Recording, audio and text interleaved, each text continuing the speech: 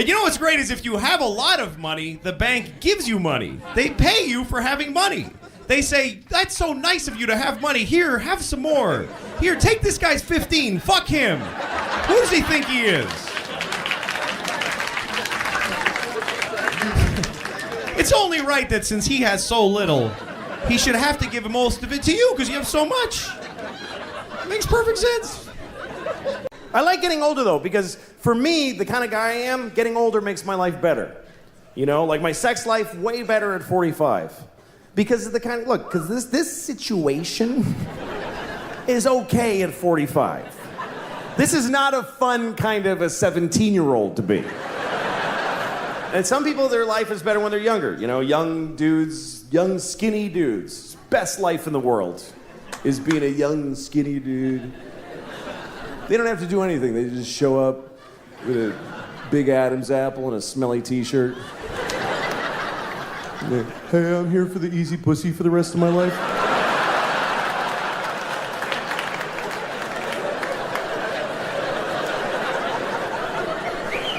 So where do I go? Oh, everywhere? Okay, cool.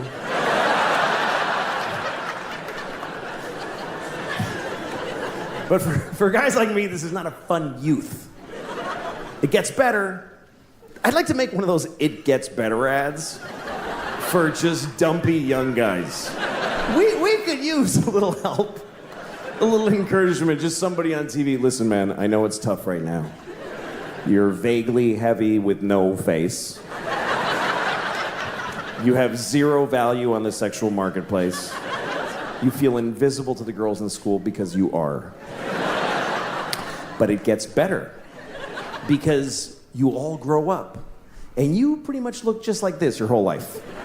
And they don't. Their options start running out really fast and you're gonna be there.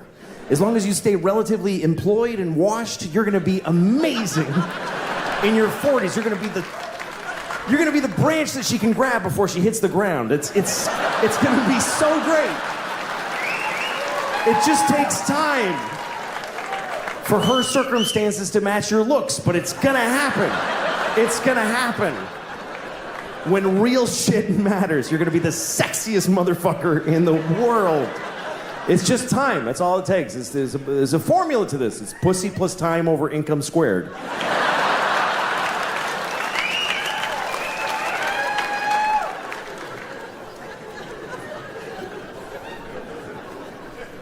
I'm 45 now, so I'm either halfway through a healthy life or almost done with not so healthy life. I don't know which one. I won't know till it's over where this was. I don't know how long I'm gonna live. I don't know. Nobody knows, I guess. I think human life expectancy is pretty good. We get a good run, you know? Some people die early, you know? If I die now, people will be like, oh, that's too bad. If I die 5 years from now, they'll be like, well, all right. Like, it's not even, it's... Like, as soon as you're 50, you're a candidate. You know there's no candlelight vigils for 50-year-old guys that die. And you start pushing in the area. Yeah, you know, some people get to be like 80s, 90s. You know, there are people that get to like 114, and then they're in the news. And it's always some old guy, I met Napoleon. No, you didn't. You liar. You oldest liar in the world. But 45, you know, you're not old yet, but you start having moments where you kind of start getting what old is. Especially if you didn't take care of yourself, you know? I have moments where I'm like, wow, this seems early for this.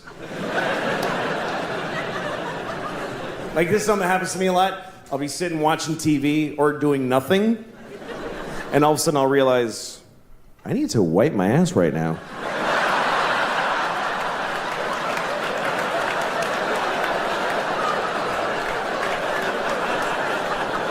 I mean, nothing happened, but I really gotta wipe my ass right now. Right now.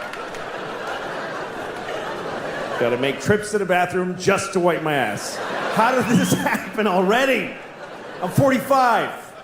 Already my asshole's just like, ugh. My asshole My asshole's like the waistband on old pajama bottoms. Just kind of loose and ineffectual. My asshole's like a bag of leaves that nobody tied up. It's just sitting on the lawn, full and open. Just puking leaves onto the grass with every wisp of wind. Some kid kicks it over on his way home from a tough day at middle school. Rats. It's a pretty accurate description of my asshole. Here's another thing about my age right now. If I'm, say I'm sitting down. If I'm sitting anywhere, which I love sitting so much. I would take sitting and doing nothing to standing and fucking any day. This is way better than coming. This is way better.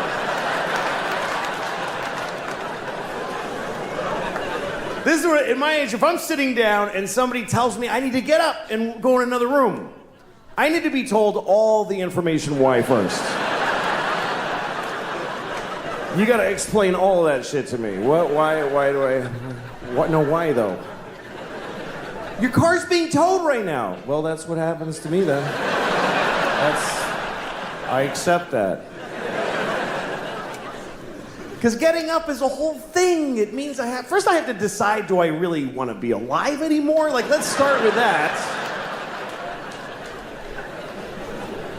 And then I gotta start kind of rocking to get momentum.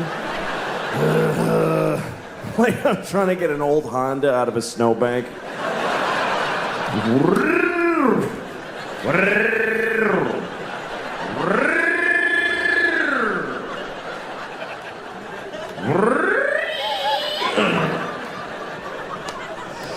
Shit.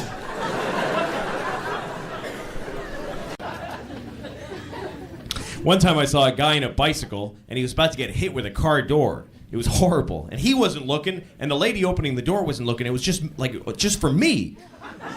And I didn't know what to do. I was like, I wanted to yell something, but what do you yell? And I'm trying to, like, time slows down. I'm trying to choose the thing to yell that will have all the information that he needs. Because it was happening really fast. I had, like, that much time to yell, what can I yell in that much time? Hey, you the guy in the bike! Oh, that's not... She's gonna open the door again! Shit! So I just yelled out, bad thing! Wasn't really specific enough. Oh, well. This is weird. One time I was at a party, and a friend of mine goes to me, hey, is that your guitar behind you? So I looked at the guitar, and I was like, no, that's not mine. The weird thing is I don't have a guitar. I've never had one. So why am I looking?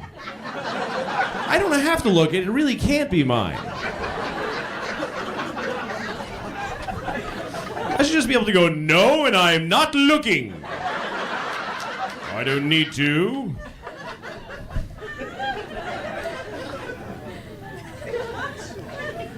You ever do this? When you tell somebody a story, then a week later you tell them the same story again because you forgot? And by this time you've added a bunch of lies to it. That is, you are what you are, I'm 40 now, and that's, I'm 40. I'm half dead, basically. 40's a weird age. You get to this point where, like, you're not old enough for anybody to give a shit that you're old. Nobody's like, I helped a 40-year-old guy today and it felt really good to do something for him. Nobody spends their holidays delivering hot meals to 40-year-olds. And you're not young enough for anybody to ever be proud of you or impressed. They're just like, yeah, do your job, asshole. Nobody cares. That's what you're supposed to do. And the world looks at you like when you're 40, if you go to the doctor, guess what? They don't try to fix anything anymore. They stop trying to fix shit. When you get to be 40, they just go, yeah, that starts to happen. They don't care. I went to the doctor because my ankle hurt, right? Now, if you're 20 and you have a bad shoulder, the doctor will reconstruct your shoulder through miracles of modern science. He'll take your ear and make a shoulder out of it. It's weird. But when you're 40, they just give you no options. They don't care. I went, because my ankle, I was limping for like a month out of nowhere. And the doctor, he brings me in, he shows me an x-ray of my ankle. He's like, yeah, your ankle's just worn out.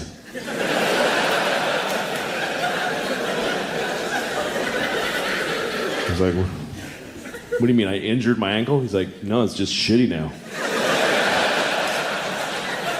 I was like, see that dark area? Ugh, it's all hardened.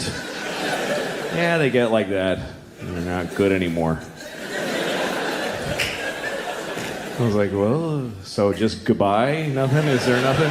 You just, nothing? There's no, it's like an incurable shitty ankle. That's it. And he goes, well, there's things you can do. You can stretch. For a half hour a day, you should stretch your ankle. I was like, how long will that take to fix it? He's like, no, you just do that now. That's just a new thing you do until you and your shitty ankle both die.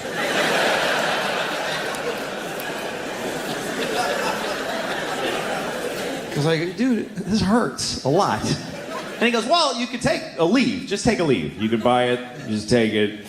And you can take whatever amount. It doesn't matter. Like, don't pay attention to the dosage. Like, really? He's like, yeah, you could take 10 a day. You'd be fine. He said take 10 a leave a day. I said, I heard, doesn't that stuff like hurt your intestines? He goes, oh yeah, it'll do some intestinal damage after a while. But you just gotta weigh that against how much you like your ankle not hurting. This is all totally true, by the way. This is exactly what happened. And at one point I was like, hey, what if I was like an athlete or something? He goes, you're not an athlete, so no to whatever else you were about to say. It's bleak. It's harder for old people. My grandmother's 95. She can't see out of her left eye. It just shut off. The last time we went to see her, she's like, I can't see out of my left eye. And we're all like, oh, hey, what was Christmas like in the 40s?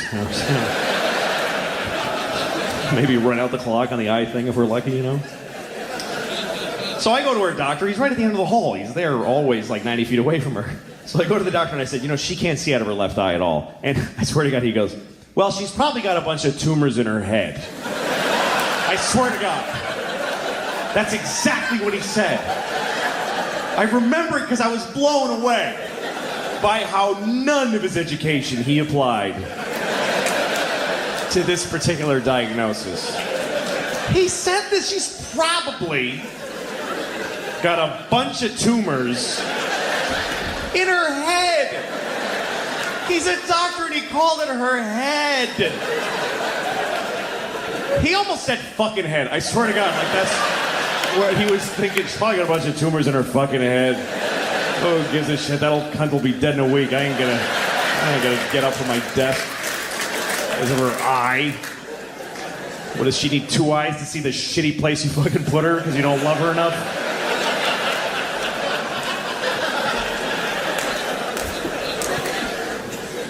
Anyway, I ain't there yet. I'm halfway there. I was talking to my this guy Jerry that I know, and he's one of these guys. You know those people who they sound like they're happy for you, but they sound like they're in pain also. You know people that talk like that. He's like, "Hey, what's going on?" And I go, "Well, my sister is getting married." "Oh, that's wonderful.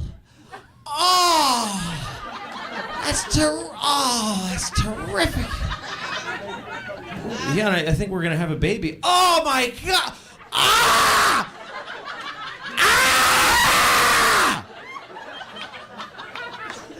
God bless you! Wow. Thanks, pal. Let me ask you a question. You ever wonder how many people ever fucked your mom? We're almost done. You're doing great. This is important to me. You ever look at your mom and go like, Mom, how many dicks? Just how many? I lost my mom, so those are the things I don't know, so I'm curious. I don't feel like a lot of dudes fucked my mom. Not because she's like pure, because I don't think so. But I hope it was as many as she wanted. That's what I hope. I hope she got all the dicks she ever dreamed of, because I loved her. I hope at the end my mom was like, that was plenty of dicks.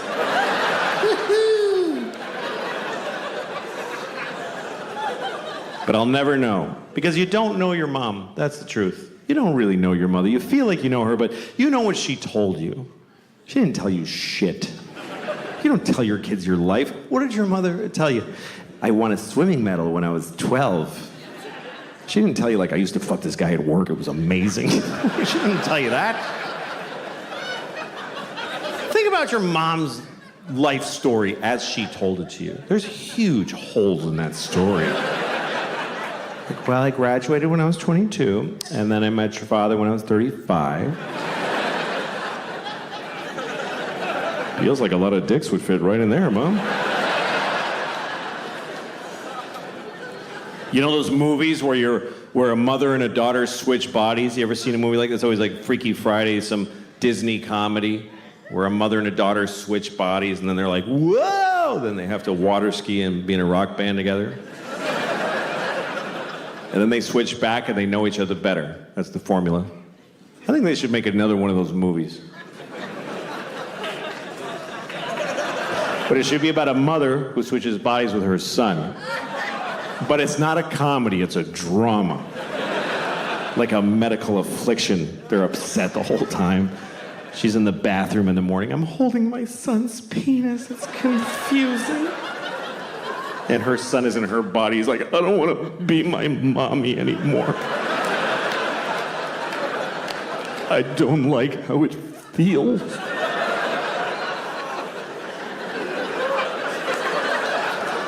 And his dad comes home and he starts fucking him. And he's like, oh, God. What's happening now? I don't like this. But I don't want to say no to my dad.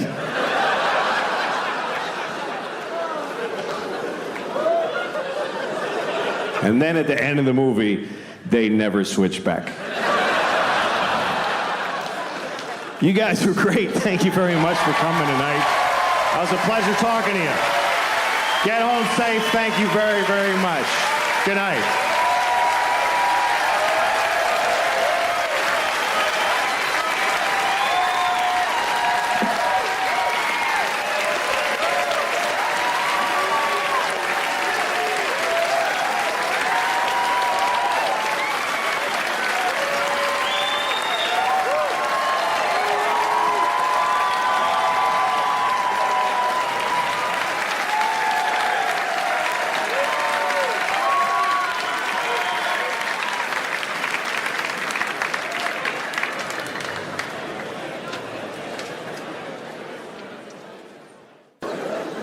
So yeah, I got a dog, my kids, and I just sit around and watch YouTube a lot. That's my favorite pastime.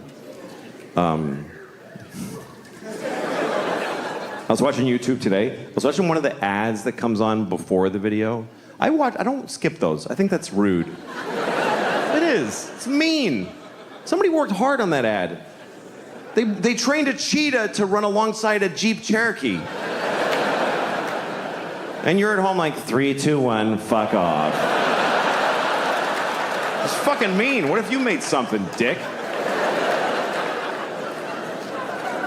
Anyway, the ad was a PSA. It was an anti-smoking message. It was a Puerto Rican man with a hole in his throat. He was like, my father smoked. And my mother smoked. I wish I never smoked in my life. Please don't smoke cigarettes. Cigarettes are very, very bad for you. First thought I had was, why does he still have an accent?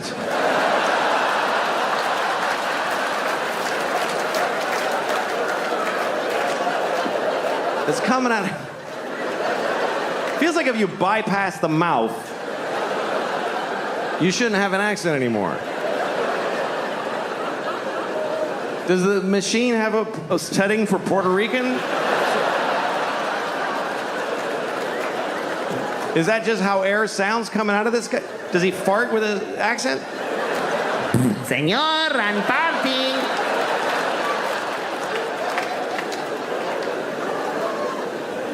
Anyway, after the ad, I watched the video that I was looking for, which was a scene from a movie. And it's a scene that I really hate. Every time I see it, it makes me angry, which is why I was looking for it on YouTube. And it's a movie I like. I actually like the movie. It's called Good Will Hunting. Remember Good Will Hunting? Of course, right? Matt Damon. Great performance. He plays a very complicated young man wearing a tight t-shirt for a whole movie. And here's the thing. Here's my issue with Good Will Hunting. Matt Damon also wrote the movie, okay? So he basically sat down and he's like, first of all, I am amazing. I'm a construction worker. I'm like working class. And I drink beer and I get in fights. I get in so many fights. My friends are like, you're out of control, man. And I'm like, shut up. This is the way I am. But then also, I'm a genius. Ooh. I didn't even go to school. I just know things. I don't know why. I just know them. And all the nerdy geniuses that studied for years are like, he's so much smarter than us.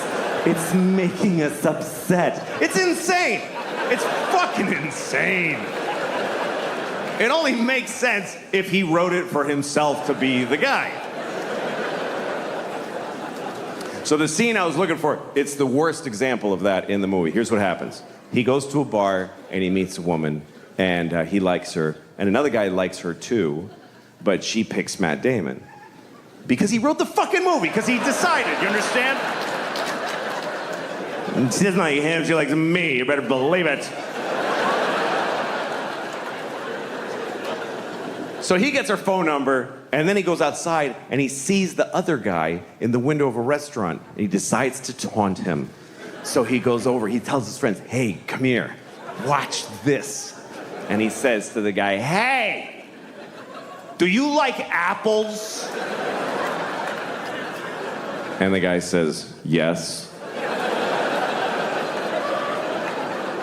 And Matt Damon goes, well, I got a number.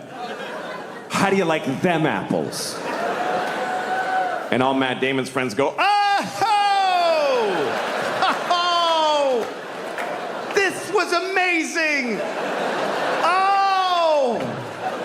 Oh my God! God! You were ready with that. How? You know how he did it? He wrote the whole fucking movie, okay? He made everybody say all the things. Otherwise, this doesn't happen. I mean, he hinges the whole fucking prank on the guy liking apples. The guy must like apples. Who would say yes to do you like apples coming from a clear antagonist who's setting him up, gathered his friends. Do you like, wait guys, watch this. Do you like apples? God damn it, I do. I wish I didn't. 'Cause I can tell this is not gonna go my way. But I can't lie. He'll know it. He'll know it because boy, do I like apples. Do you understand? If he says no, Matt Damon is fucked. He's fucked in the face for life. He's got nothing. Do you like apples? No.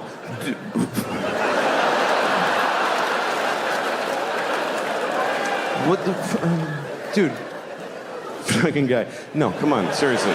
Seriously, you don't fucking.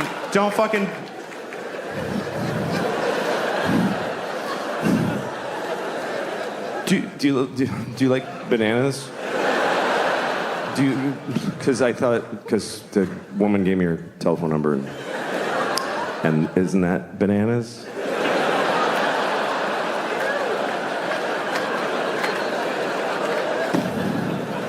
But I'm glad you're here, and I really hope that this goes well. For your sake, because here's the thing. I could ruin your night. Let's be really clear. I have the potential to ruin your night in a way that will resonate for weeks. That'll actually change. And listen, this is a lot of people. This is a responsibility, what I'm talking about here, because there's about 3,000 people here, and if I release this many people into the community angry, that could have an impact on what history would have been. Like if I just came out here and said hi, and then I just went and just shit my pants, and then I just leave. And you sit there, he's not just gonna shit his pants and leave. And the lights come on, the ushers are like, let's go, that's the show. And you're like, what the fuck, man? You'd be so upset. You'd go home yelling at the person in your group whose idea it was to come here. Why did you want to see him? I didn't know he was gonna shit his pants. I never even heard of that. I had a dream the other night. I had a dream that I was a little Japanese girl. I did. I'm not usually somebody else in my dream, but in this dream I was way not me. I was a little 7-year-old Japanese girl. And I remember I was like walking around and I was scared because there's these guys with swords and they were cutting the heads off of children. And I was like, Oh, scared. Oh, it's a man with a sword.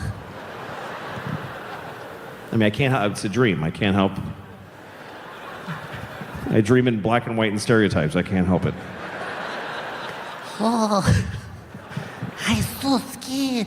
And the guys with the swords are like, whoa, whoa, and they're cutting the heads off of children. I was like, whoa. But also, they have these chocolate coconut donuts, and they're eating them. Whoa, whoa. And I was like, oh. But also I was like, oh, I want one of those fucking donuts. Like the real, I wanted to really ask them for a donut. But I was scared of having my head cut off. So I guess it just means be yourself. I think that's what the dream meant. That's as much as I could figure out about it. My wife and I, we've been married for about 9 years now, so we're almost done. And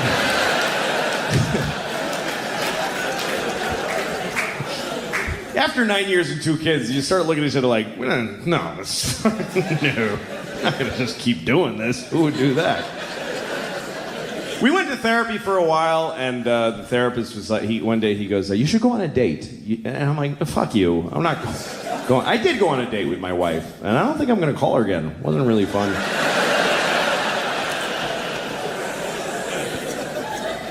Some things do get easier as you've been married for a while. You start to understand each other better, and you start looking at yourself more. You spend a lot of your marriage looking at the other person and trying to change them or figure them out. Then you start realizing what you're bringing to the table, and you blame them less for shit, Like, my wife will never fuck me again. I know that now.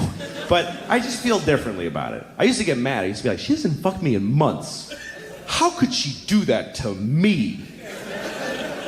Now I look at myself, and I'm like, how did she fuck me for years? She fucked me for years. She couldn't possibly have enjoyed most of those fucks. Which means she took about 500 for the team. You gotta respect that shit. I think it's hard for women to have sex if they don't feel like it. It's not a skill they have generally. Men have it, that's just different. We have different sexual skills. Men can fuck whatever, we don't care. We'll fuck you if we don't like you, everybody knows that. But we'll fuck you even if we don't feel like fucking you. Even if we're not hard. Like, I'll fuck you, give me a second, I'll find a way. We don't care. We'll fuck things. We'll fuck a rusty keyhole nailed to a donkey's ass. We don't give a shit. We are jizz on demand. We just we don't care. Women have another skill, which is that they can decide whether or not to have sex with their minds, which is amazing to me. A woman can decide not to fuck in the middle of fucking. That is so weird to me that they can just stop because of some other shit that distracted them. If I'm fucking you, you could show me a picture of you cutting my mom's head off. And I'll be like, whoa.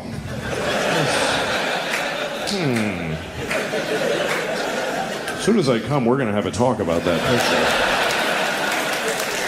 That's really...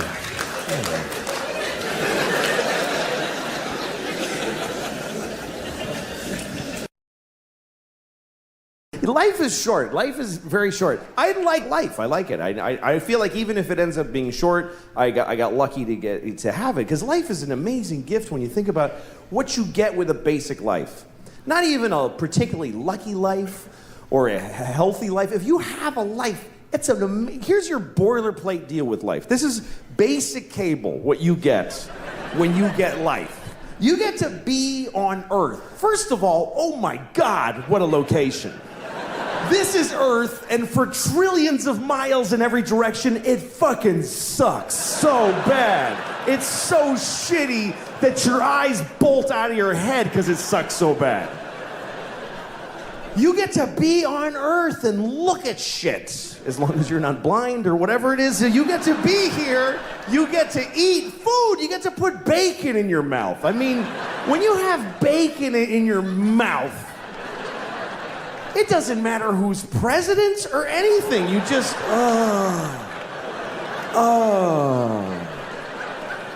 Every time I'm eating bacon, I think I could die right now, and I mean it. That's how good life is. You get to fuck. That's free if you're smart. That comes with. That's part of the deal. Where else are you gonna get that deal? You get to put your dick in there and go in and out. Pretty good. And if you're a woman, you get to just lay back and just have a dick just shoving in and out of you awkwardly. Anytime you want. Anytime you want.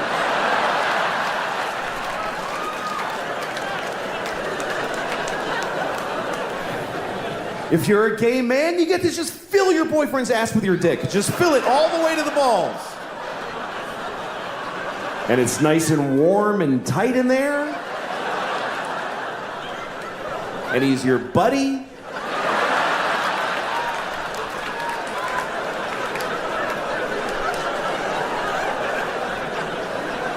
If you're a lesbian, you get to do all the stuff they're doing. And,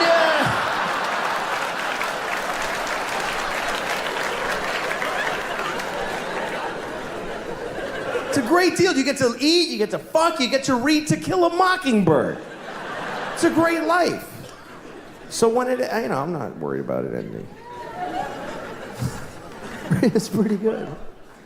I was thinking the other day, what if there was a baby who was born, and there's been a lot of fucked up babies. There's all kinds of babies born.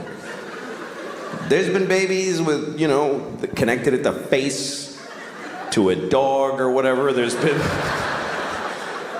babies with 3 legs, with hands on them. There's been Chinese babies. That's the worst thing I ever said. I think I just finally said the worst thing I have ever said. That was totally unredeeming and horrible. And it feels good. It feels good to have found bottom. It's a comfort in knowing that I just said the worst thing I'll ever say in the rest of my life. It's good. All right.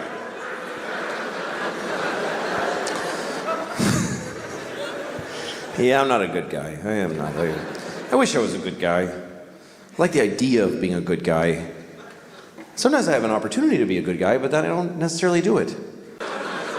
But I'm really glad you're here. This is a sizable crowd. This is a big place. There's about 2,500 people here. And that's a lot of people. That's enough people to be like a sample of the population. 2,500 people is enough people that you're all going to experience a lot. There's enough people here to say that within 2 months, at least one of you will die. I'm just saying, I think it's probably accurate to say that out of any random group of 2,500 people, not all of you are going to make it to Christmas. Unfortunately, there's going to be at least one of you here tonight is going to ruin your family's Christmas by dying a shitty death. And I don't know who it is, I'm sorry. I don't know, your death is whatever. Some people, they want you to do things when they die with their, like, I want you to take my ashes and sprinkle. Fuck you, I'm not doing none of that shit. You're dead, I'm not gonna run errands for you after you're dead. You don't matter anymore.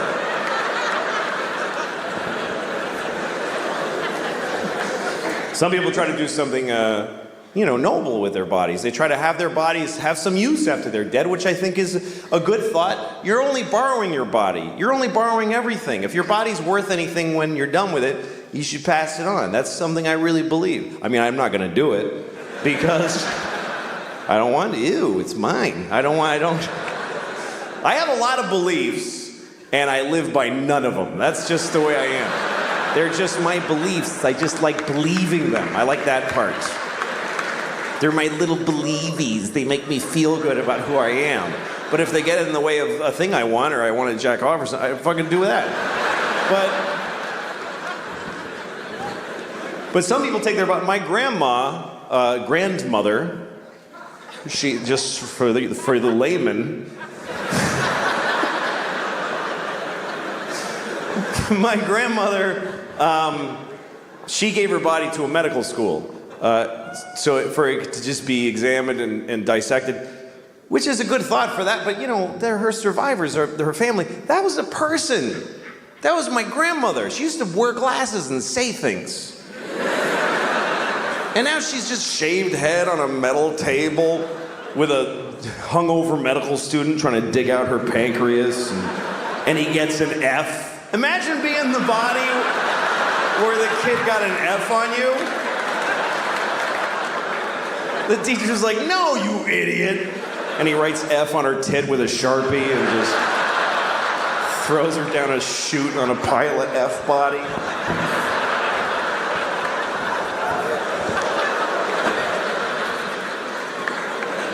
So, I don't care about her. Shut up, idiot. Just shut your fucking mouth. Did you hear me before?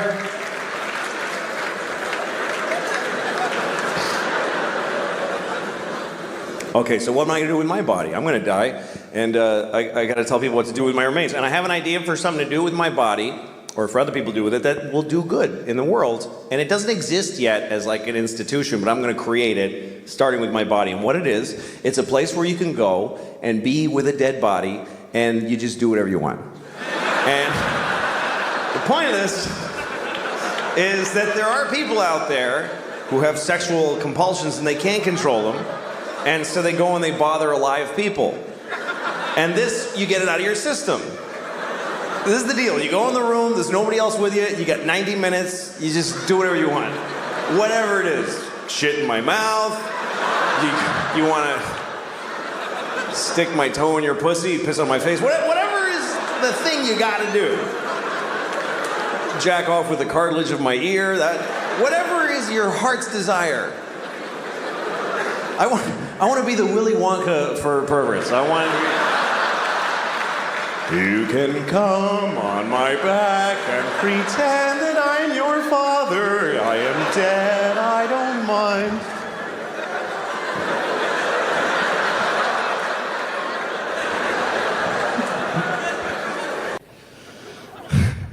I don't know, when guys come, they like to talk about it. We like to tell you. I remember one time I was with this woman, and we were having sex for the first time. It was our first time together. It was also our last time, but I didn't know at the time that it was going to be our last time. You don't know it's going to be your last time till some time goes by, and you're like, yeah, I guess that was it. It's rare that you know while you're doing it. And she's like, I'm not doing this again. Like, while you're fucking. Just so you know, this is definitely the last time. I completely regret this fuck right now.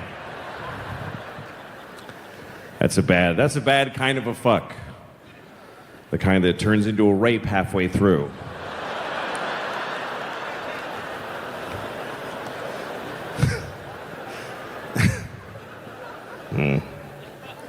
Anyway, I was with this woman. We're having sex, and I was gonna come, and I felt like talking about it. But it was our first time together, so I was a little hesitant. You know, when you're with somebody a bunch of times and you're in love, then you just go, ah, baby, I gotta fucking come! Ah, shit! I gotta fucking, just let it out. But I didn't really know her, so I was like, I'm probably gonna, it's probably gonna come. I just feel like it's coming. It's most likely. She's like, what? What? No, I just think I probably coming. Gonna. Okay, I get it. Go ahead. Because I'm back there. That's why she's got to. I'm back there. I'm always back there. So they don't see me crying. I get a little paranoid having sex with a woman from behind because you don't know what's really going on. Can't see her face. I don't know how she completely feels. The whole time she might be like,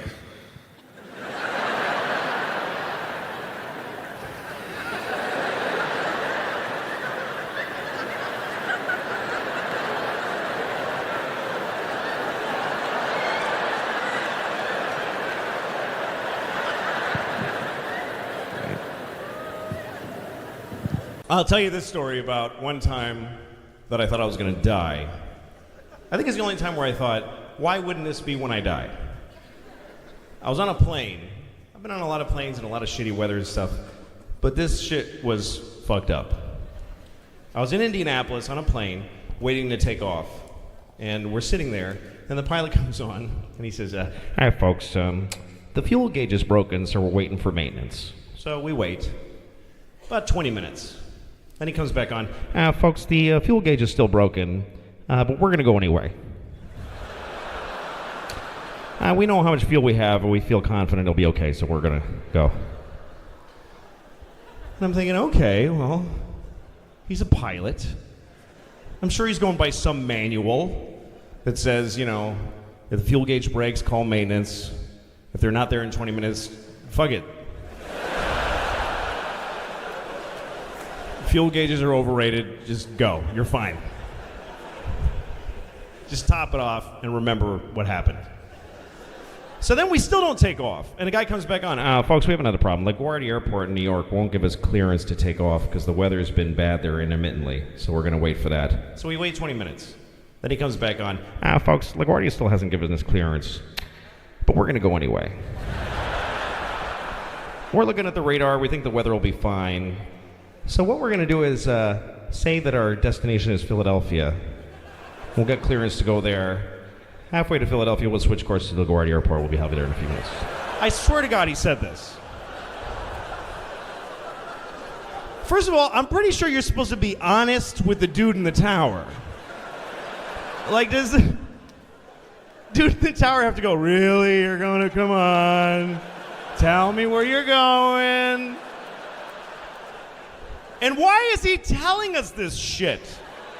Am I going to have to corroborate this lie if we get pulled over by the sky police at some point in the flight? Oh, no, we're totally going to Philly. I got a brother there, and we got a thing in Philly. But I'm still fine with it because we're travelers on the plane. Yeah, I got a thing. Fuck it. I'm immortal. Just go, please. Yes. Go into marginal weather with shoddy equipment secretly. I totally support this plan.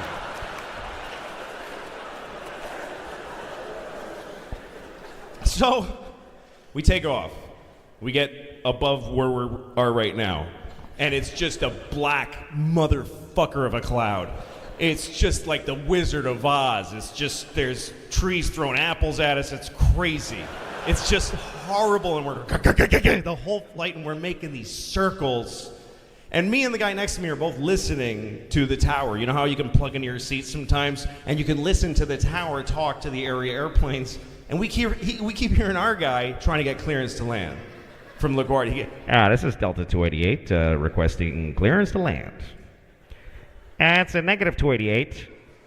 Low visibility. A few minutes go by. This is Delta 288. We would really like clearance to land. Yeah, that's a negative 288. Like he was getting annoyed. And meanwhile, we're just circling and burning this vague amount of fuel. We could just stop being an airplane at any second. And then we hear this. This is all true. The LaGuardia guy comes. It's LaGuardia Airport to all area airplanes. We are closed for the night. Zero visibility. Not safe for landing. Please divert to Philadelphia or Allentown, Pennsylvania, or Boston. And then we hear our guy. This is Delta 20. We need to land now. We have no fuel. We have to land right now.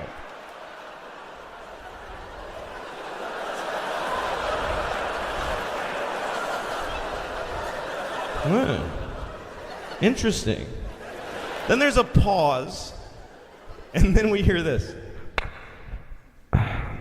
Well, then clear to land, then 280.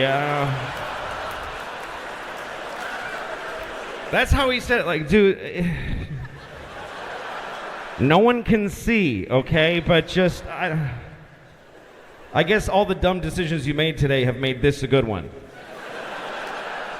Just take a shot. I'm going home. Just fucking turn the lights off after you crash. I don't give a shit, frankly.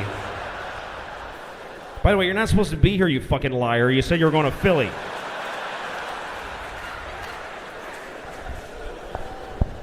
So as soon as we get clearance, we just like we start bulleting.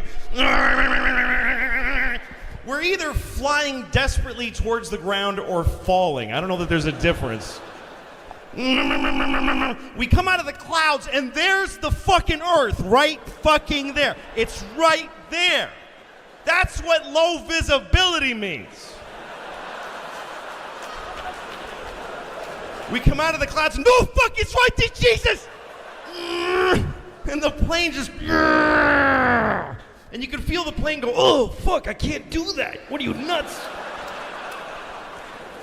And we go and veer over the highway, and I swear to God, I saw people in their cars go, what the fuck?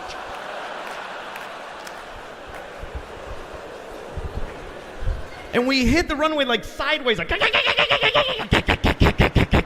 poof. And the pilot comes back on, all true, I swear to God, he's totally out of breath. He's like,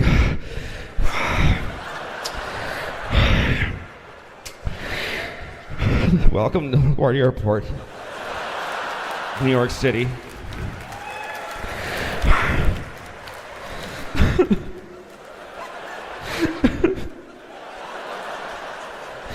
You may turn on your cell phones now, and you may call your loved ones. he said that. He said, you may call your loved ones. And everybody on the plane was crying and rocking back and forth, just sobbing, calling their husbands and their wives. I'm divorced. What am I going to, hi, remember you hate me? Well, I almost died.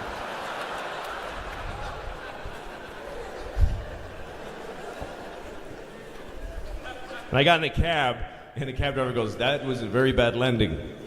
I was like, how'd you know that was me? He's like, that's the only plane to land in 4 hours. We all watched the drivers. We said they're going to die.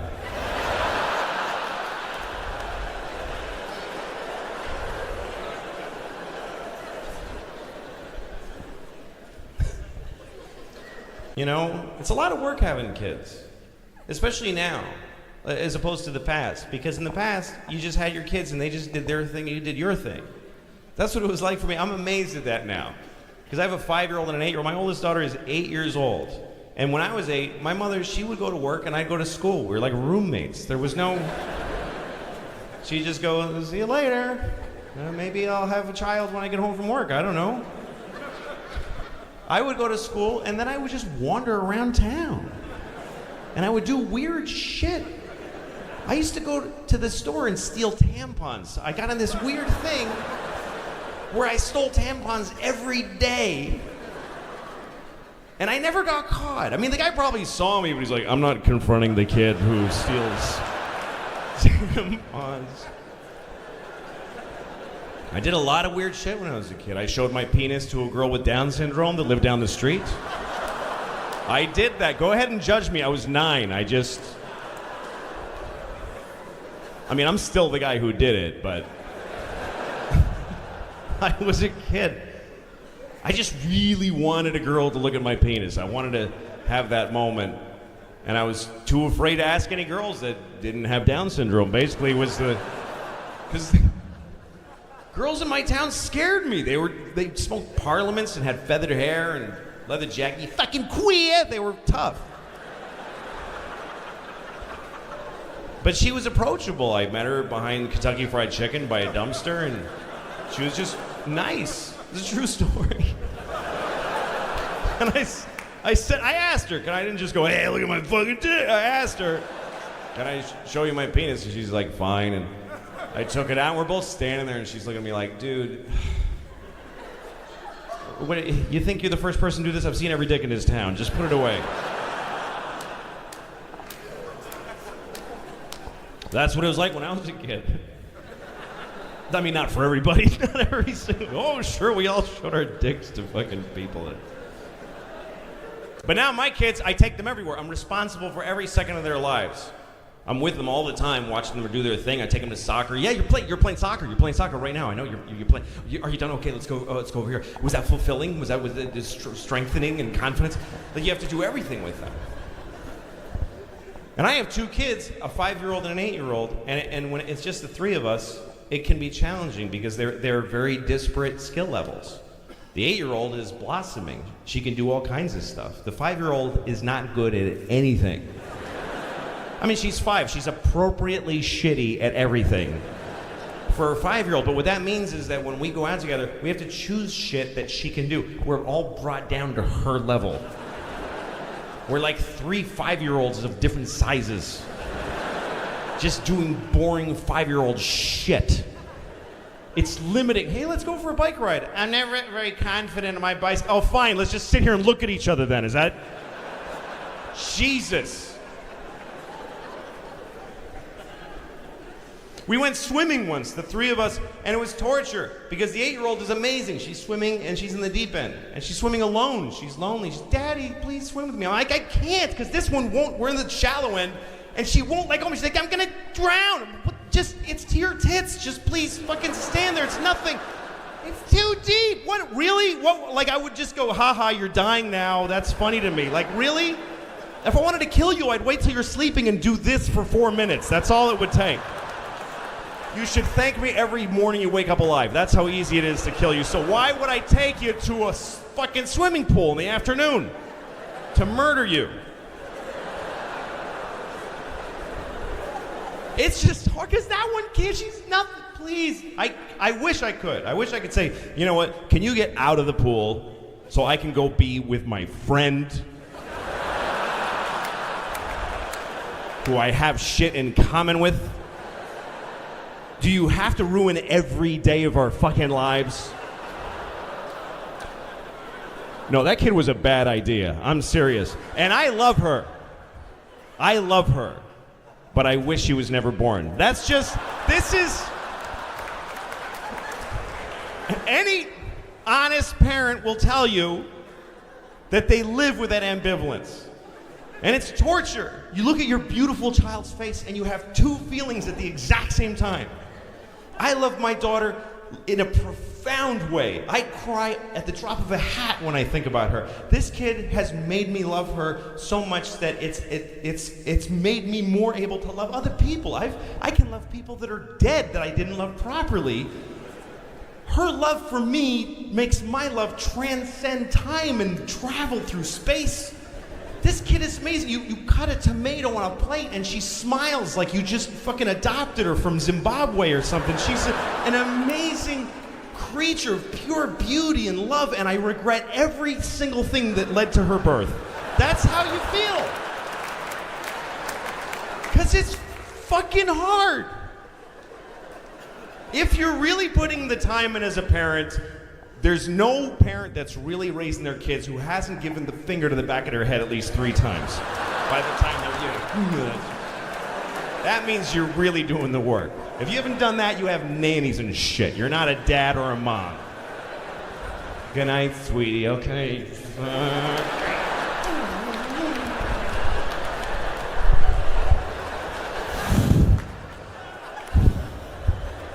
Light of my life, light of my life, light of my life, light of my life.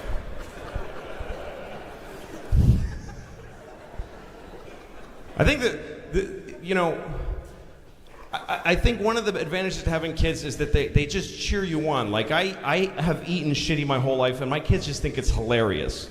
They don't care. They're like, Daddy ate 40 cookies! They just think it's the funniest fucking thing.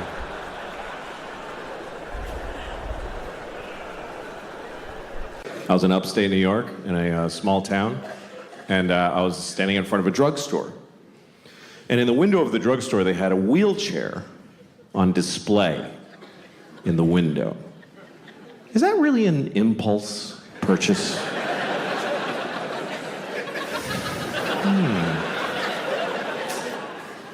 I should get a wheelchair. That would really help with my paralysis. Then I wouldn't have to drag myself everywhere I go, like I've been doing for 10 years since my legs were blown off at the marathon.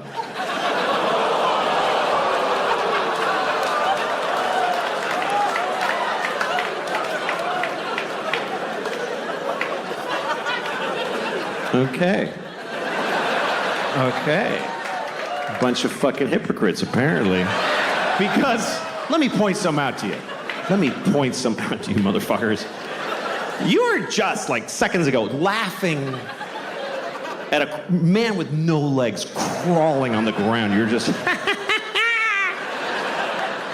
And then at the end, you're like, oh, but not those particular legless people. No. We thought you meant just some asshole with a childhood disease who deserves to be laughed at. Not one of those. Now we're laughing at all legless people equally. However you lost your legs. Ha ha ha. You haven't legs. And we've legs.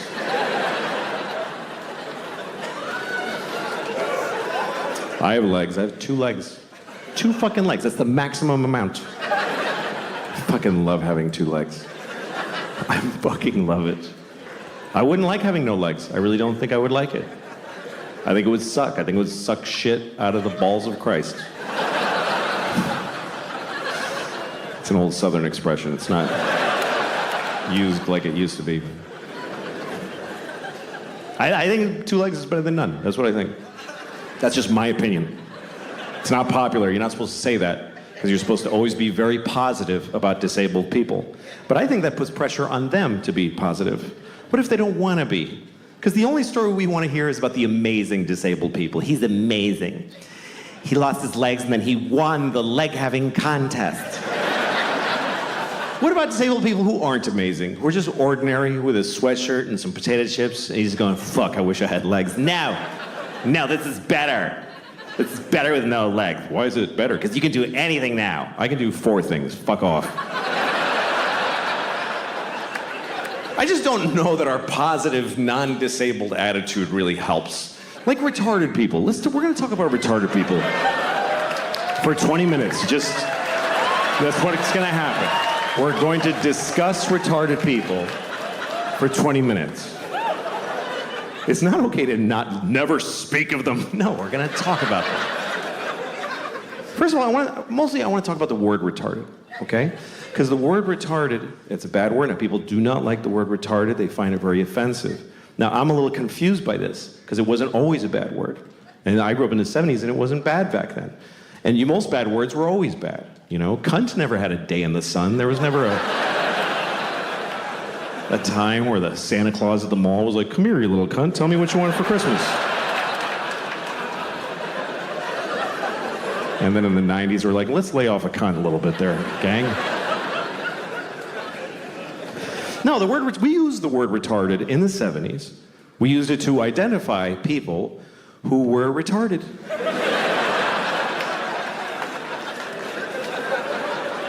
It wasn't controversial. It wasn't like, he's retarded. It was like, he is retarded.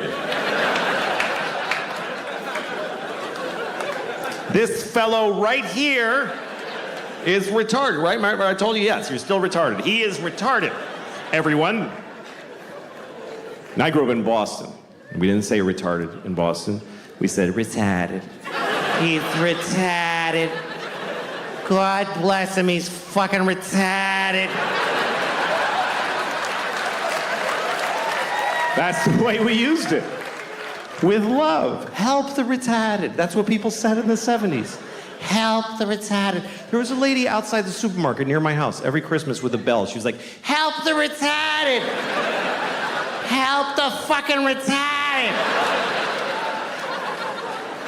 You gonna tell me she was a bad person? She was helping the retarded. And I feel like we had more of them around back then. I haven't seen one in years. In the 70s, there was a retarded guy in a windbreaker on every street corner. We were using the word and they were more in our lives. I swear to God, they were more. They were in our culture. There was TV movies about retarded people all the time. Tonight on ABC, a retarded boy's dream. There was one, I remember with Sean Cassidy. I don't know if you remember Sean Cassidy. Some of you too young. But Sean Cassidy, he began his career as a teen pop idol. He was a 13-year-old boy with a very hit song called Da Do Run Run. And he had feathered blonde hair and juicy lips. And he's on the cover of Teen Beat magazine. And everybody liked Sean Cassidy because he was sexy. He's a sexy boy. I thought he was sexy. I thought he was really sexy. I was 6 years old. But I already had inappropriate sex feelings for teenage boys when I was 6. I was an old soul. I was a pedophile when I was 6. I used to go up to teenage boys when I was 6, like, hey, how's it going? That kid's weird, he's got a boner. Anyway. Not anymore, I outgrew it, but no. I'm not sexually attracted to teenage boys. I'm not. But I don't not get it. I mean, I get it. I'm not like, what? Like, you can see it. Like, I was at an airport once, and I'm walking along where people walk in the airport, and there's these chairs facing the aisle, and there's this family sitting there, a mom and a dad and 2 teenage boys, and they're like just both sitting with their phones with their legs. They're wearing like these shorts. One had cutoff shorts, and one had basketball shorts. And they both just had their legs open because they don't give a fuck. Both legs just splayed, and then just smooth, you know, just very. And I saw it. It didn't do anything to me. But I kind of wanted to stop and go, hey, fellas, let's close that shit up, huh? You're not getting me, but I know you're causing a problem for somebody in this airport. Let's close it up. I did not say that. Otherwise, I wouldn't be here.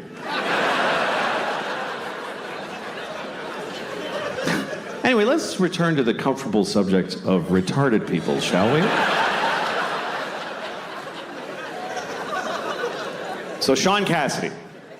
Sean Cassidy was a teen singer who then grew up. He was about 18. Now he was, old and gross. Nobody wanted to fuck him. So he started to act.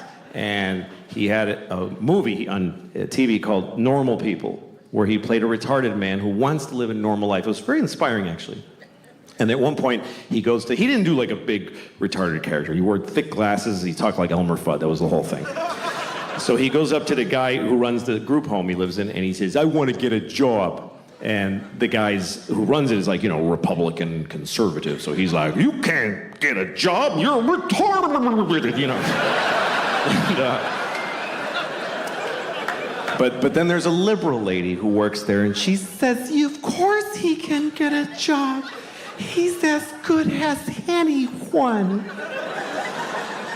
So they let him get a job as an air traffic controller, whatever was available. And then he meets a woman who's also retarded who lives at the group home. He falls in love with her. It's a very nice love story. And he says, we want to get married. And the guy says, she says, but they're in love. So they get married. And then one day he says, we want to have a baby. And the liberal lady says, no fucking way. And they just shut them down right there. And that's the end of the movie.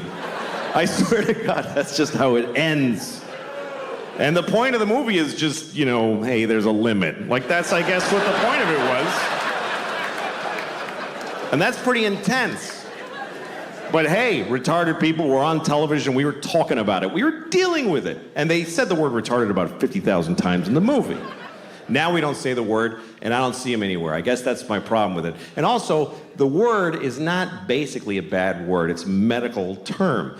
But it became a bad word because it's used as an insult, really. Not towards retarded people. Nobody does that. Nobody calls retarded people retarded to insult them. What would be the point of that? It'll be like going up to a chair and saying, you're a fucking chair. Like, what are you doing? No. People use it on their friends. Like, you're at a bar, your friend's like, I don't have any more money for beer. And you're like, you're fucking retarded. Do you know that? And in that moment, no one retarded is insulted. They're not. Do you know why? Because they're not there. Because we don't include them in our lives. They're not at the bar. How many of you have a retarded drinking buddy that you hang out with? No, you take them to the zoo when they're little and then fuck them.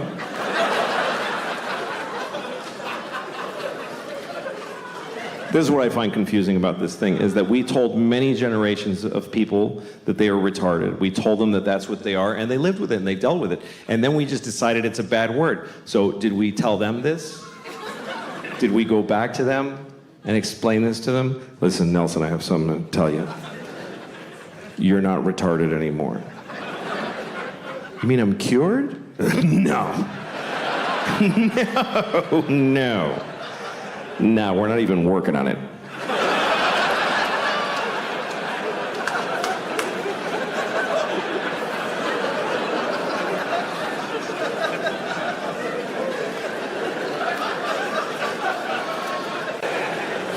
I mean, here's the bad news. You're gonna die.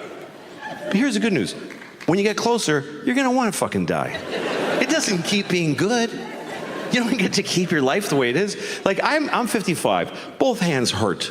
Both hands. Both my hips hurt. I'm lucky I have only one asshole. The whole fucking body hurts. When you're like in your 30s, you don't even think about it. You're like, because here's like, there's the beginning of your life, and there's the end. So like, you start like in your like here by your 30s, you just shuffle. You don't even aware of this movement. You're just shuffling along. Hey, this life is good. It's pretty cool. And then somewhere you're kind of aware that way down there, people are falling off the edge. Oh, I don't know. It's weird. And then you're not thinking. Then all of a sudden you're close, and you're oh fuck, I knew that guy. Oh my god. Holy shit. But there are signs that your time is coming to an end, you know? Like they don't make my shampoo anymore. They don't make it. It's like, why'd you stop? Like, you're the only one. Nobody fucking cares about you. And so I thought, I'm gonna make my own. I'm gonna make my own shampoo. I'm gonna look it up online. I'm gonna look at the ingredients. I'm gonna make my own. And I found myself at a dinner telling a table full of people. So I decided to make my own shampoo.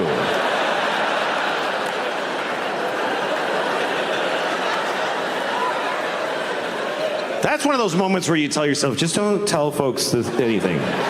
You don't need to say it out loud. Just do what you're doing and die as soon as possible.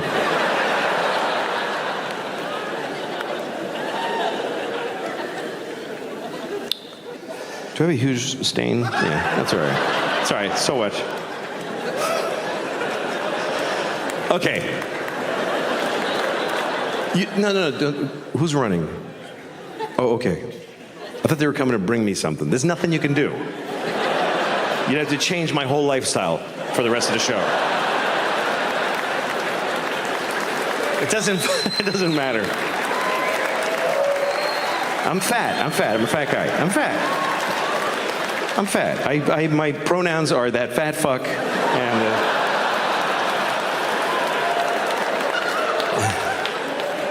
But here's the thing, I have body dysmorphia. I think I look good. I like this. I'm fine with it.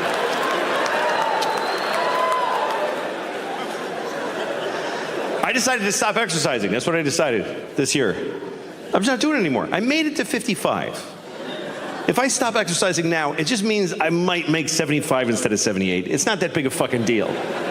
I'm just not gonna do it. You know who inspired me was Trump. It's the one thing he said that I liked. I don't know if you ever heard this, but Trump believes, he just believes, nobody told him this, but he believes that you should move as little as possible because you have a finite amount of movements and then you stop. He believes that. He just went, yeah, that sounds right, and he just thought it up. And he's proving it to be true. I mean, it's fucking working. I don't like the new exercise either. I don't like the Peloton, you know. It's a bike you ride and there's a video that encourages you. And they have that mirror that you stand there and it teaches you exercises. Then they have that gun you put in your mouth and you fucking...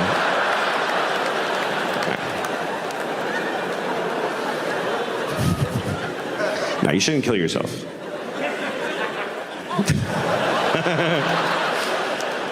That's why I think you should not kill yourself. That's my opinion. I don't know you. Ask somebody that knows you. But my general feeling is you shouldn't kill yourself. You know why? Because you're going to die anyway. You're going to die. What are you getting violent for? It's going to happen. I wish I was dead. You will be. Just sit there. You don't have to do anything. It really is the most effective argument against suicide, is that you're going to die either way. It also happens to be the best argument for suicide, which is awkward. Go ahead, you're going to die if you don't.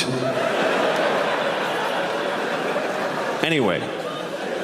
The one thing I truly resent about my children is that they don't respect sleep. They don't. They don't give a shit. My kids get me up at 6 o'clock in the mother cunting morning. They get me up at 6 fucking fart on a kitten's twat o'clock in the morning. That's how early. I don't have to get up till 7 to get them to school, but they wake me up because they're awake. And I understand it's because they're excited about life still. When they wake up, they're like, and they want to tell me they're alive. Daddy, look, it's all still here.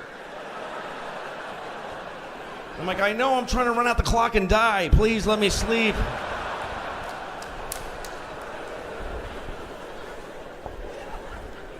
And at 6 in the morning, I am sleeping, man. I am sleeping a beautiful sleep. I am sleeping a deep, dark African sleep. I am fathoms deep in a river of warm chocolate, just and sleep is like an ancient whore with 20 tongues just blowing me like perfectly. And she's speaking a dead language. Oh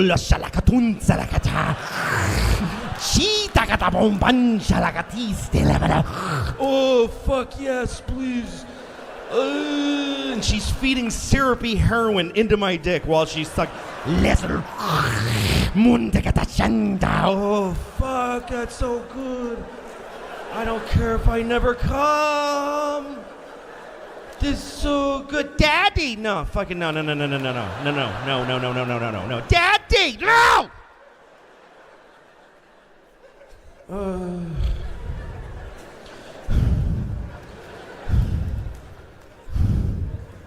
I walk around my apartment. I can never see out of my right eye till about 10 a.m. It's totally clouded. I have a doctor friend, I told him that, he's like, I've never heard of that. Just... The fuck was that? Oh, I have two. Why the fuck did I do that? That was dumb. Why did I fuck that lady all those years ago? Could be sleeping right now.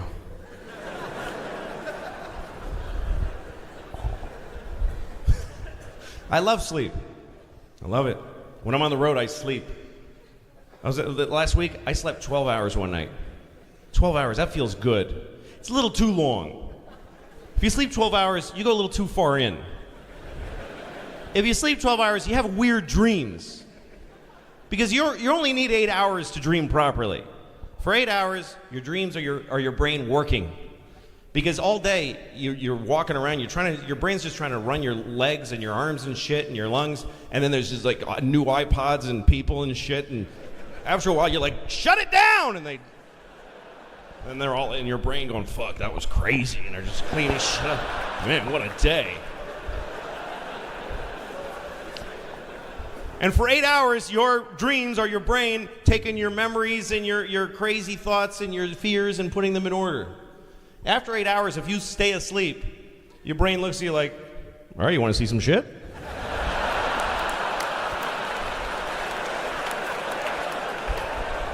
I mean, if you want to fuck around, I'll show you some shit. I got some shit here. You want to find out who you really are? You sure you want to hang around for the late show? Because this gets fucked up now. Yeah, maybe you forgot about this! Ah!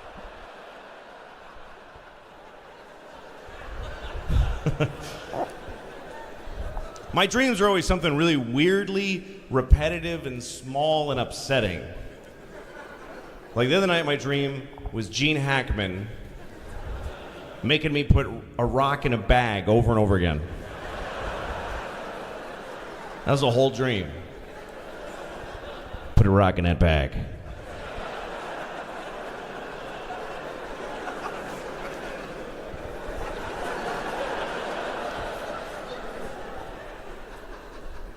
Put another rock in the bag.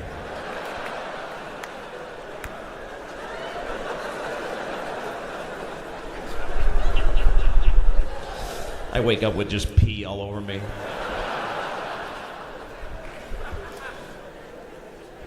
That's what I live for, sleep and food. I don't really care about anything else. I prefer the city. I do. Even though it's weird, my kids get bombarded by strange things, you know? They see all kinds of stuff. Big billboards, sex billboards, you know? Calvin Klein, weird chick with a stripe of cotton like this. And she's like this, like, with a weird... The American Apparel girls are like...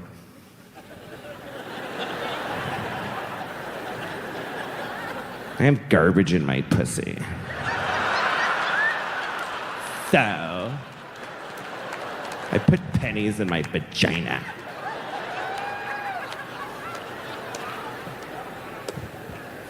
I was on the subway one time, and I'm standing on the subway. I wasn't holding anything, I just like to stand like this.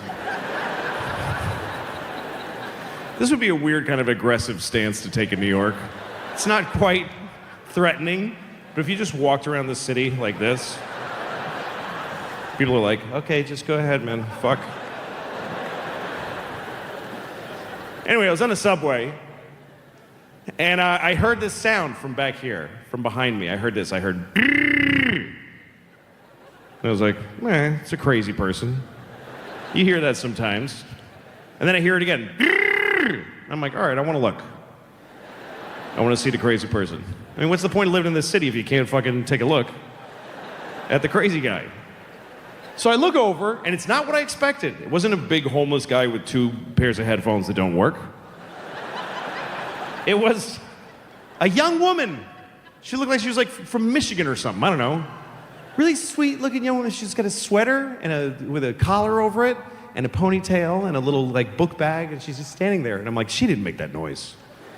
I heard wrong because she didn't make the noise. And as I'm looking at her, she goes, and I'm like, fuck, this is like a dream. This is not the person that usually does that. She did it 3 more times. What is happening in the world right now. And then she does this. She goes, la la la la la la la. La la la la la la la. And I realized, oh, she's like a music student at like Juilliard or something. I don't know. She was like 20 years old. So she's like just doing her vocal exercises right on the train. And you know what? It wasn't charming or nice. It just seemed arrogant to me. Because she's like, I'm in New York City studying music. And I do my vocal exercises right on the train. La la la la la la la, everybody. La la la la la la la, tired nurse who just did a 14-hour shift.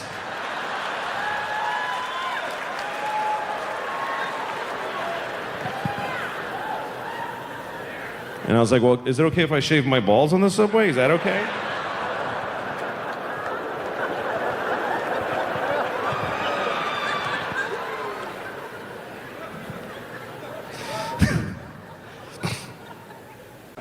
Hey, this is interesting. The other day, a guy told me to suck a bag of dicks. That was interesting. I never heard that before.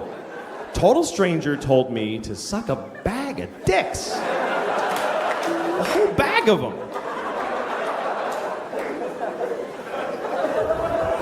He was angry. He didn't just, suck a bag of dicks like a greeting. Oh, suck a bag of dicks to you too, sir. Thank you very much. Yes. It's a lovely day for sucking several bags of dicks.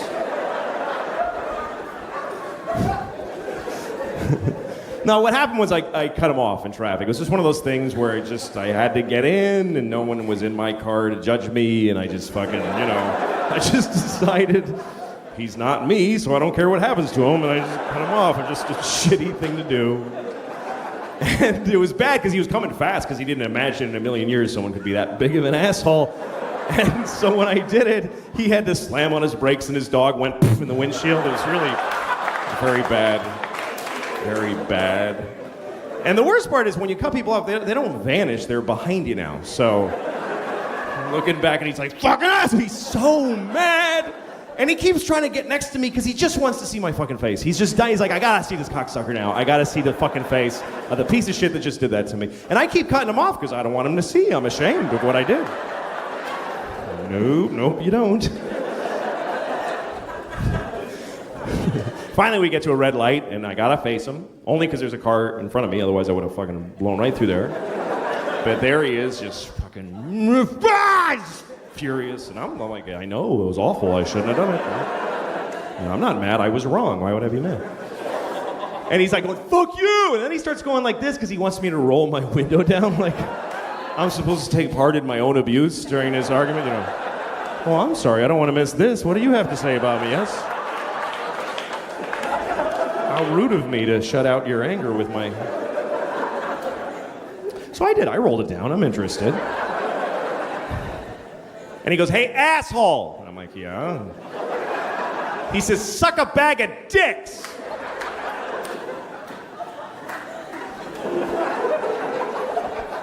And then he drove away. And I was kind of sad that he drove away because I had a lot of questions. But that concept of sucking a bag of dicks, it's just weird. Like, first of all, when you picture a bag of dicks, what do you see when you picture a bag of dicks? Is it like a plastic bag and they're all mushed in together like chicken parts and with a date written on it with Sharpie, keep it in the freezer? Or is it like a paper bag and they're sticking out like baguettes, kind of like you went shopping? Bringing home a bag of dicks for the kids? Here you go, Susie, take a blue one. Like a little... I don't know, they were hanging in a window somewhere. Give me 2 of those.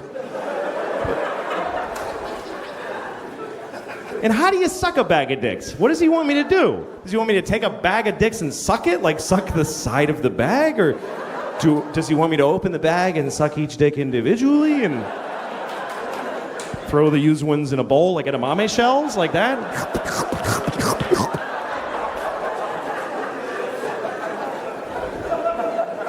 Do I have to make them all come? Like how?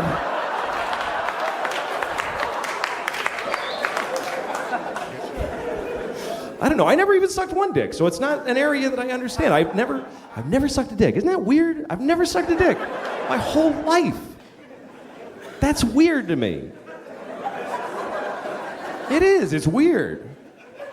Because almost everybody has sucked a dick. When you think about it, most people on Earth suck dicks. It's true. Because 51% of the population are women, and they suck dicks. Then there's all the gay guys that suck dicks.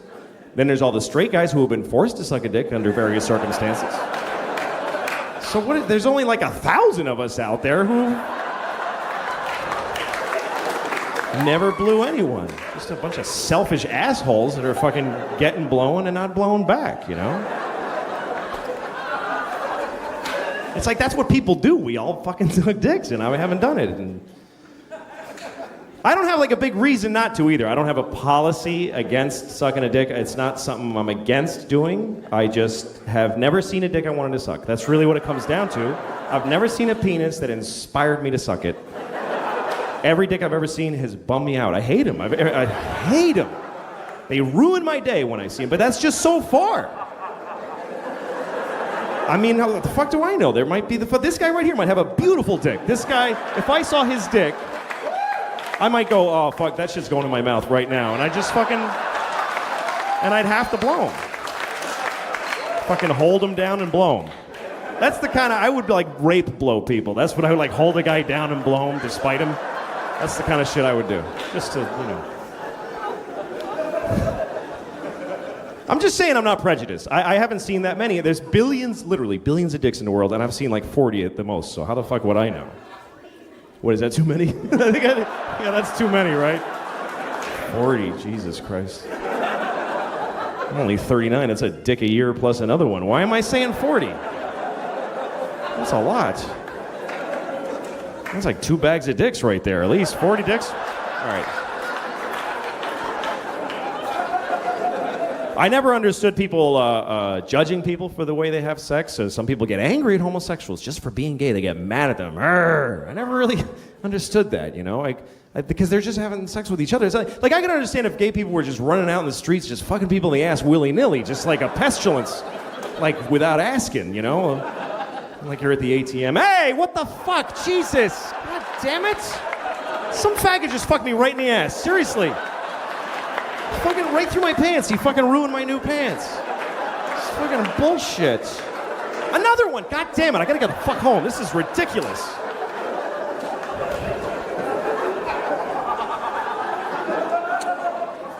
But they generally don't do that, so I don't know what the fucking problem is. People get mad. They don't want them to don't get married. Well, you don't have to go to the wedding. What the fuck? You don't have to buy him anything? It doesn't matter. So, some people go like, well, then a guy will marry his dog. Good. Fucking, I hope he blows his dog. Who gives a shit? It doesn't matter. It doesn't have any effect on your life. What the fuck do you care? Or people that try to think, talk like it's a social issue. Like when you see someone stand up in a talk show and say like, how am I supposed to explain to my child that 2 men are getting married? I don't know. It's your shitty kid. You fucking tell him. Why is that anyone else's problem? 2 guys are in love, but they can't get married because you don't want to talk to your ugly child for fucking 5 minutes? Fucking cares about your shitty kid. He's probably a faggot anyway. How stupid is that? All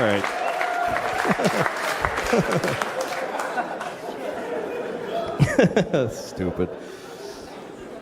I don't know. The only thing that bums me out though is that you're not supposed to laugh at gay people when they're funny, because sometimes they just are. They're funny. Like I lived in New York for a lot of my life, and in my neighborhood everybody was gay. And it you know, some guys are just a guy walking down the street, but some gay guys are a guy in little shorts and a half shirt and, you know, combat boots spray painted green and a whistle, and he's standing on the corner going, "Hello, it's fucking hot outside." That's not a stereotype. Those guys fucking exist by the thousands. And when I see them, I laugh really loud. I just do. And people are like, don't laugh at him because he's gay. No, I'm not. I'm laughing because he's fucking weird and silly. He's hilarious. How am I supposed to react? Hello? Oh, hello. Hello, yes. Seriousness is, yes. It's stupid. Had to talk to my kids about death recently, because our dog died. So I had to tell them, you know, it's a sad thing when your dog dies. And you got to tell the kids. I mean, you got to tell them. You got to tell them at some point. You can't just keep going. Wait, there he goes. What? Wait. Oh, he was right here. Where'd he go? That little scamp. He's a quick one. Go after him. There he goes. It's a sad thing when you got to tell your kids that the dog is dead, but I had to tell them. And you know what? I was proud of them. I was proud of them how they owned their feelings about it. They cried. They talked about the dog. And I thought, you know what? This was a positive thing. That's how you start thinking as a parent. It's sad that your dog died, but it was an opportunity. You get to talk about death with the kids. It's like a dry run for grandma. It is. It is, and it's a positive thing. And if you're a parent, you have to view it that way. It's a good thing. Your dog dies, you get to deal with death with your kids. And then whatever, like a few months later, you're like, so you know all that stuff we talked about? About the dog? Yeah, so grandma now.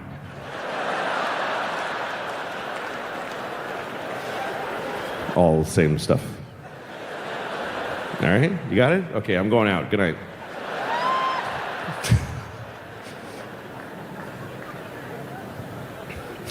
I had a dog when I was a kid. My dog hated me. It was one of the saddest things about my life. I wanted a dog so badly. I was about 10 years old, and I begged my mother for a dog. And she didn't want to give me one because I was a messy, shitty little kid. She said, if we get a dog, it's going to be disgusting in here, because it's already disgusting because you're a smelly, disgusting little boy. She didn't say all that. But that's how she looked at me my whole childhood. So one day my mother finally said to me, I'm gonna make a deal with you. She said, you can get a dog if you keep your room clean for 1 month. And I was like, hallelujah, I'm getting a dog. I told everybody at school, I'm getting a dog, because I knew I was gonna get a dog, because all I had to do was clean my room for 1 month. So I cleaned my room, I kept it clean for about 2 weeks, and then it just went to shit. It was disgusting. There was just shit smeared on the walls. It was gross. Then I tried again, 3-4 days maybe, fucking horrible again. And I remember thinking, I'm 10 years old and I already know my life is gonna be horrible because I can't do a thing to get a thing. I should kill myself right now. And finally my mom was like, well, get a dog. Jesus, you're bumming everybody out. So she got us a dog, and the dog hated me. And it hurt because I took care of the dog. I was very kind to the dog, but he hated me, so he must have just hated who I am inside. And you could tell how he felt because he was a very expressive dog. He was a terrier, you know, he had eyebrows. He had a very expressive face. I would walk in the room and the dog would go like, oh, fuck, I can't. I gotta go. Doggy. We'd go for walks, and I had to use a leash, and I didn't want to use the leash. I want to be one of those cool guys with a dog that just comes along. Hey, dog, come on. You know, it's always some guy with like a suede jacket and scruffy hair. He's got an old pickup truck, and he gets in and he goes, come on, dog. And he goes, you know those guys that can whistle, that cool whistle that I can't whistle? Woo! Or whatever. And the dog jumps in, and they both get laid somewhere because this guy's so cool. That's what I wanted. But I would walk my dog and I had to have a leash, and the leash was like taut. It wasn't even like, we're cool, we're friends. It was like, how far can I get my face from this child? He would choke himself the whole walk. I can't. I hate you. I hate you. And if I ever stumbled and dropped the leash, he was like, he was gone. He would go, I'm not your dog. And he would run like a slave. He would just disappear.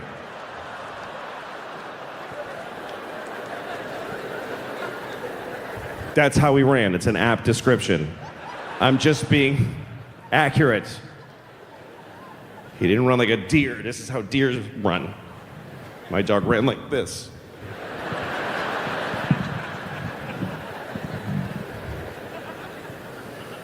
He ran away about 20 times. And then we get a call from the dog pound. Hi, we have your dog. You can hear my dog in the background going, don't. Fuck. Shit. Fucking kid's gonna come back and get me.